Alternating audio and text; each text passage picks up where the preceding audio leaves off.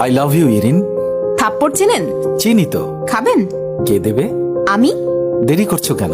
এক্ষুনি দাও। লজ্জা করে না আপনার? আমি তো প্যান্ট পরে আছি। আপনাকে যে কি করি।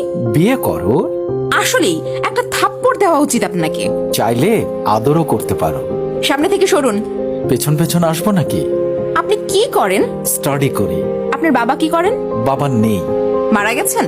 না, আসলে আমি জানি না। আপনার মা? আমার মা আমার জন্মের সময় মারা গেছেন।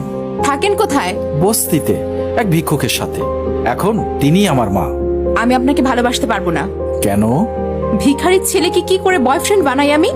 ফকিন্নির ছেলের আমার ভালোবাসার শখ। আচ্ছা, কি আচ্ছা? আর ডিস্টার্ব করব না তোমাকে। ধন্যবাদ। আমি আর কিছুই বললাম না, নীরবে চলে আসলাম। আসলে জোর করে ভালোবাসা হয় না।